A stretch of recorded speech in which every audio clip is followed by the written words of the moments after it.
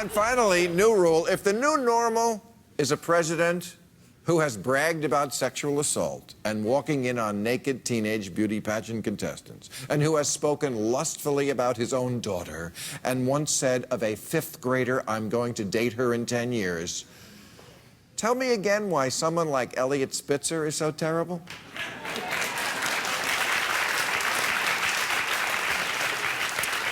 Eliot Spitzer, who you may recall had to go away after a hooker scandal because when a hooker blows a politician, it puts a lobbyist out of work.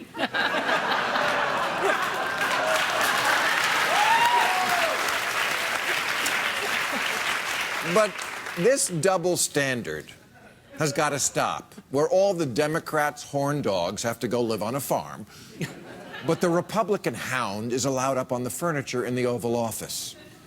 So Spitzer wanted to bust a nut. So what? He also wanted to bust bankers and insider traders, and did. If he were a Republican today, what he did could totally be spun. Dating call girls? Please. He was providing struggling millennials with a living wage. He wasn't cheating, he was having alternative sex.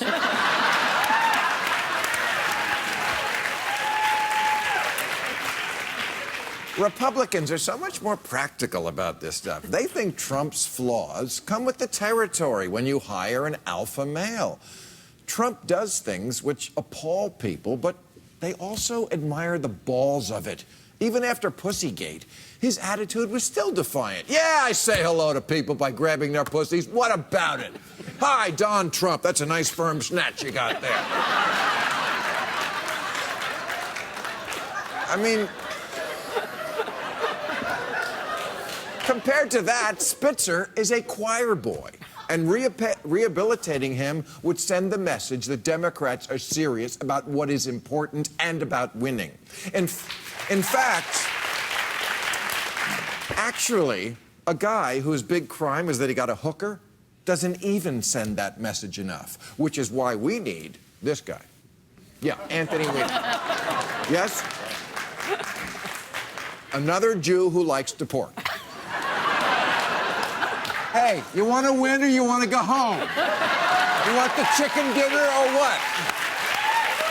Balls, I'm telling you. We need balls. And I'm sorry that the good ones are usually a little too full of cum. But they are. We need our loud-mouthed, kick-ass New Yorker who's up all night on social media. Hey, you know what?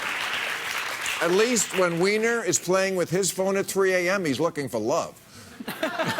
Trump is starting a Twitter war with the Land's End catalog.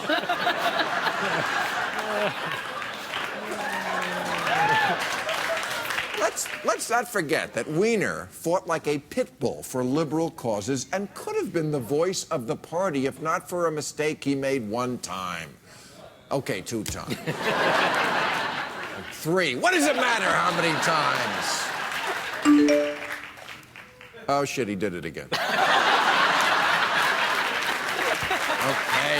all right. It's all he can do to keep from humping the mannequins at Macy's. You know what? That same primal force is why he was such a badass congressman. We don't have the luxury anymore to mess around with milquetoast Democratic politicians who don't move people. Tim Kaine is a nice guy, but he's the kind of boring beta male that's made the Democrats the designated driver party. As ridiculous as Trump is, he does come off as an alpha.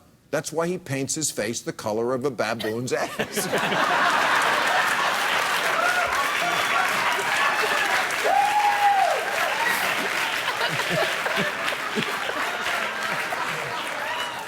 It shows dominance.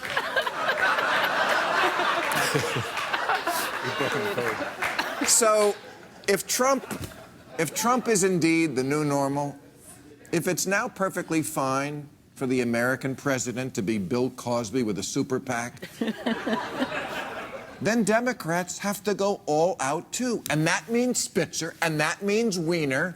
And by the way, next time he runs, no more Anthony Weiner. He's Carlos Danger.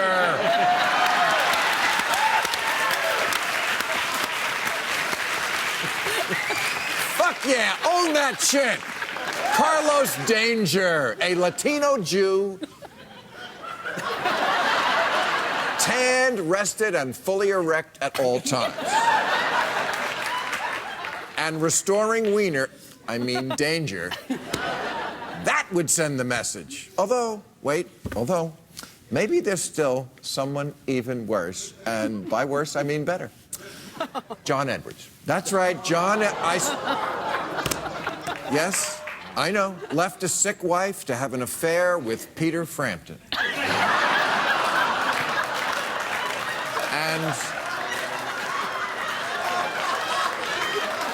And that was wrong.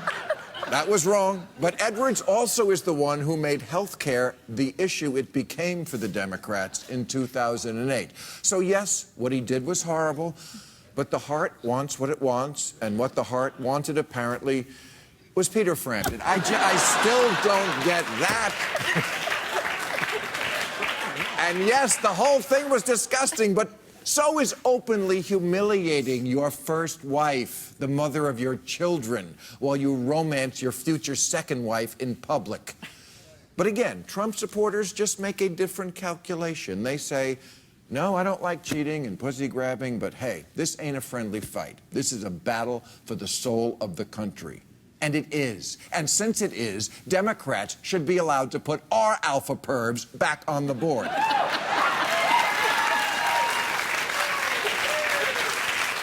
Especially since the Democratic Party has a proud tradition of excellent horny presidents. FDR, JFK, LBJ, and of course, how about a BJ?